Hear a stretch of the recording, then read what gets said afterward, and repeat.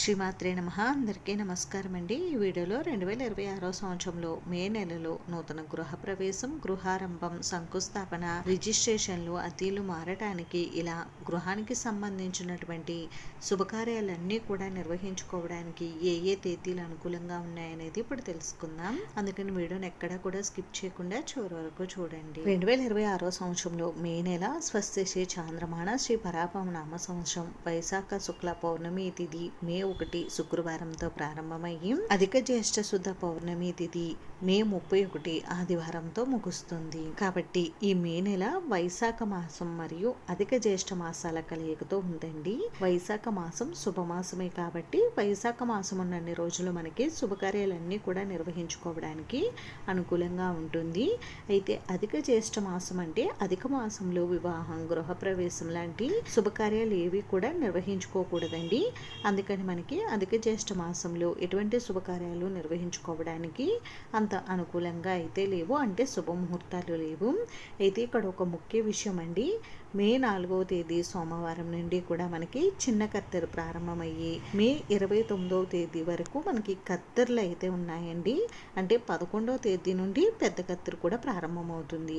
కాబట్టి 4 నుండి 29 వరకు మనకి కత్తెరలు ఉన్నాయి.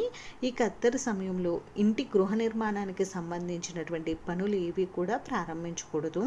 అంటే గృహారంభం కానీ, శంకుస్థాపన కానీ, అంటే గృహ నిర్మాణంలో మట్టితో చేసే పనులు, చెక్కలతో కర్రలతో చేసేటటువంటి పనులు ఏవి కూడా ప్రారంభించకూడదు.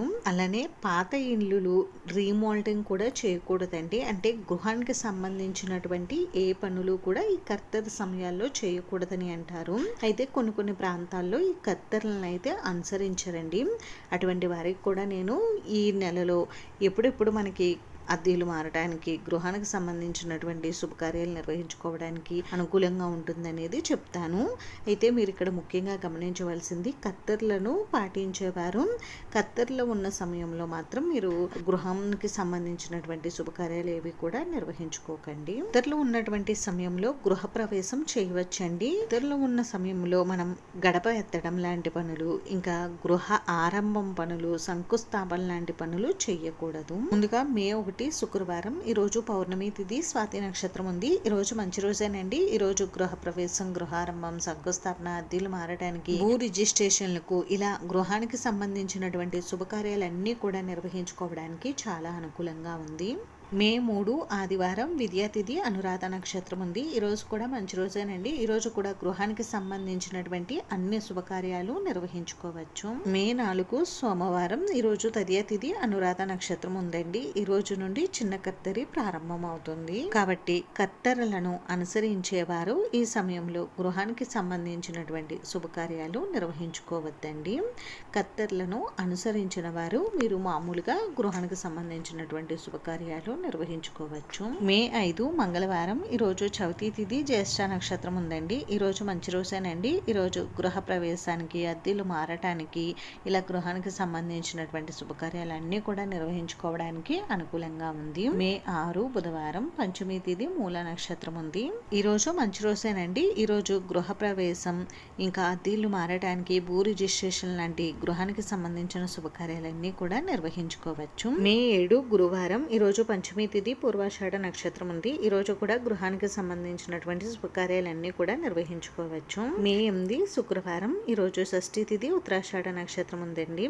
ఈ రోజు కూడా గృహానికి సంబంధించినటువంటి శుభకార్యాలన్నీ కూడా నిర్వహించుకోవచ్చు. మే 9 శనివారం, ఈ రోజు సప్తమి తిథి, శ్రవణ నక్షత్రం ఉంది. ఈ రోజు కూడా మంచి రోజేనండి. ఈ రోజు కూడా గృహానికి సంబంధించినటువంటి అన్ని శుభకార్యాలు నిర్వహించుకోవచ్చు. మే 10 ఆదివారం, ఈ రోజు అష్టమి తిథి, ధనిష్ట నక్షత్రం ఉంది. ఈ రోజు కూడా మంచి రోజేనండి. ఈ రోజు కూడా గృహానికి సంబంధించినటువంటి గృహ ప్రవేశం, గృహారంభం, శంకుస్థాపన, అద్దెలు మారటానికి, భూ రిజిస్ట్రేషన్లకు, ఇలా గృహానికి సంబంధించిన శుభకార్యాలన్నీ కూడా నిర్వహించుకోవడానికి అనుకూలంగా ఉంది. మే 11 సోమవారం, ఈ రోజు నవమి తిథి, శతభిష నక్షత్రం ఉందండి. ఈ రోజు కూడా మంచి రోజేనండి. ఈ రోజు కూడా గృహానికి సంబంధించినటువంటి శుభకార్యాలన్నీ కూడా నిర్వహించుకోవచ్చు.